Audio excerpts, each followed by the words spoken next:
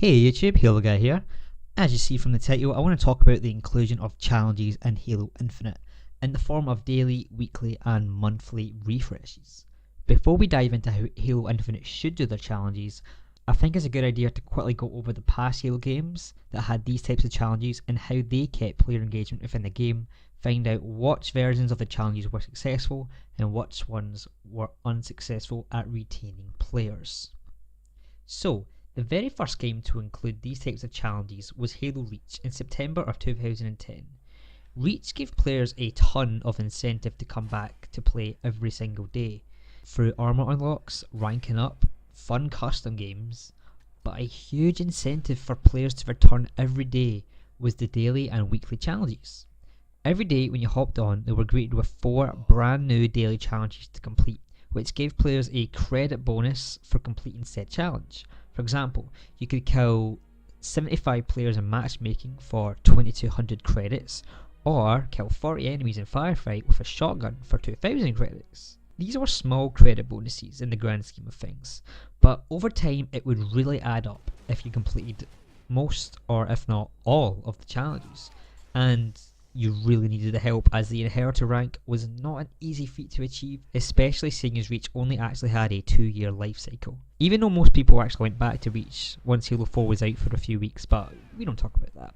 Moving on, in addition to the daily challenges, in Reach we also had the weekly challenges, which were quite a bit harder to achieve and you had to be pretty dedicated to it.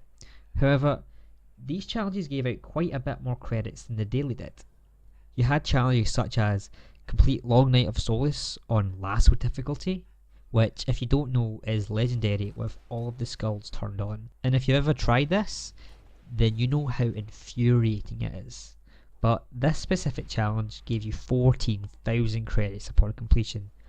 I just remember myself and a bunch of friends doing these Lasso challenges whenever they came up, and just screaming at each other whenever one of us died, since the Iron Skull was turned on, which meant that if one of us died, we would have to go back to the last checkpoint.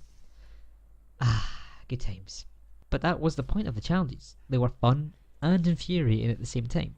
But you kept coming back again and again to do them, because you wanted those sweet, sweet credits to buy new armor pieces and effects, as well as help you on your way to your Inheritor rank, which, if I remember correctly, required a total of 20 million credits to achieve. But the important thing to remember is that challenges alone cannot sustain the game if no one likes the game. And we sort of saw this with Halo 4. Even though I think 4 is better than Reach for a lot of reasons, but the overwhelming majority says Reach is better than 4, so who am I to go against the mob? But that does lead us into Halo 4, the next game to release. Halo 4 launched back in November of 2012 and kept the daily and weekly challenges from Halo Reach. However, Halo 4 added a new challenge category, the monthly challenges. Halo 4 gave us 2 daily challenges to complete, which reset every 24 hours, and gave small amounts of XP on completion. You could expect stuff like get 9 kills with a secondary weapon in a single match, or win 2 CTF games, and you'd get around 1 to 3,000 XP for challenges, depending on their difficulty. However, there was 6 weekly challenges to complete, so that definitely made up for the small amount of daily challenges available to the player.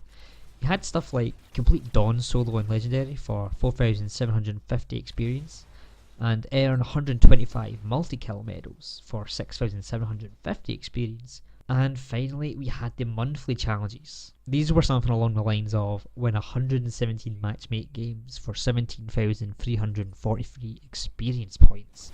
So the incentive was definitely there for people to come back and play every day to complete the challenges, but hardly anyone did.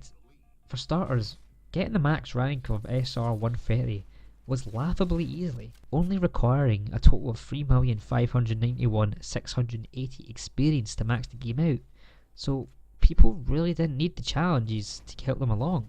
And also, armor wasn't bought with the XP that you earned like in Reach, so people didn't feel any need to come back and play every single day.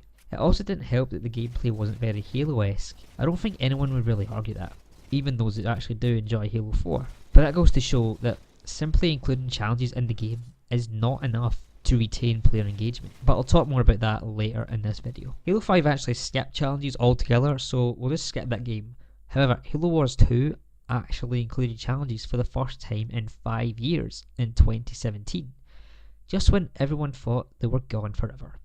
We had free daily and free weekly challenges to complete, so no monthly challenges were present like in Halo 4, which was quite sad.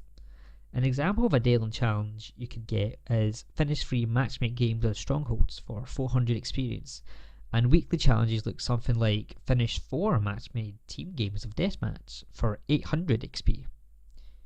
Do you see where the problem lies? The weekly challenges weren't that much harder than the daily challenges. You can easily complete weekly challenges in a couple of hours of playtime.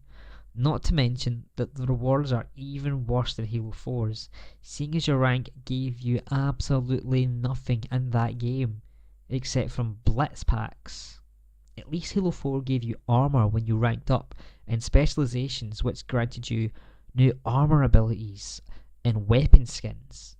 But Halo Wars 2 literally gave you nothing, so what was the incentive to complete the challenge? A bigger number next to name in lobbies? I mean, come on, that is pretty pathetic. Let's just be honest, no player is going to jump on the game to complete these challenges if they weren't going to jump on anyway. Obviously, RTS is quite a niche genre on console, and for PC there are a lot better, more fleshed out titles to play. But yeah, that was a big problem for Halo Wars 2 challenges. Looking at all 3 versions of the time challenge systems, we can select good points from each game and combine them all into one big amazing challenge system to implement in Halo Infinite. Now, since Reach had the best base challenge, we'll use that as our canvas. So, 4 daily challenges available to the player that reward both in-game currency and experience towards ranking up. But instead of simply 1 weekly, I would bump that up to 2. But keep them at the difficulty of Reach's weekly challenge, as we don't need Halo 4 or Halo Wars 2 easy weekly challenges. These should take a week to complete and reward the player a decent amount of XP and in-game currency for purchasing their armor.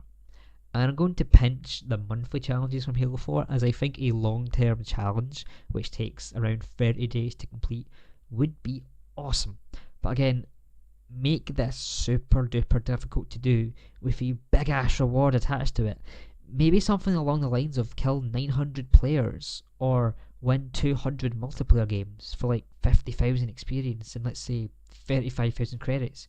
Yeah, these seem like big, huge numbers, but 900 kills is only 30 per day, and 900 wins is 7 per day. Both of these things are doable if you are a good and dedicated player and can perform well in games. These are supposed to be challenges. Not everyone should be able to do them every single day or week or month.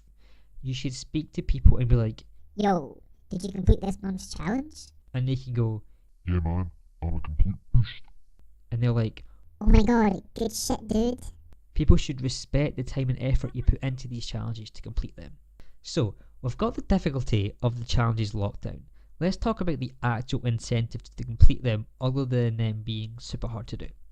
Obviously, you will be rewarded in-game currency, which is something that Halo 4 and Halo Wars 2 fell short with, but we can fix that with Infinite. The in-game currency should allow player to buy armor outright, whether that's through credits or rec points. I really don't care what it's called.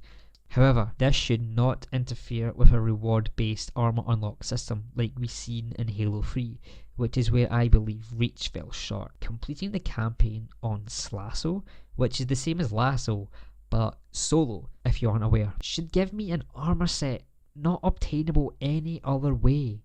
Not saving up all your credits, not getting lucky in a loot box, nothing in that regard. I just thought I'd make that clear before going forward. Simply put, the armor you save up for is separate from achievement based unlocks. Easy. It's a great system that would reward both types of players. You can see if someone has poured their life and soul into the game and save for, let's say, Helljumper, but you can also respect someone completing the campaign on Legendary by them wearing the Mark 6 armor Chief wears. It just makes sense. Challenges in Infinite, if done correct, would give a huge boost in player retention, as long as it combines other great factors of the game. But that's basically it, guys. If you agree with my awesome system, put down in the comments telling me so. And if you disagree or have some tweaks, put that down there also. I love talking to you guys and finding out some common ground between two opposing arguments. As always, my Twitter link is in the description, so go follow me on there. Like the video if you enjoyed, it helps the channel out a lot. Subscribe with notifications if you haven't already to get the latest videos as soon as they go live. Thanks for watching till the end, I really appreciate it. I'll see you guys next time, and have a good one.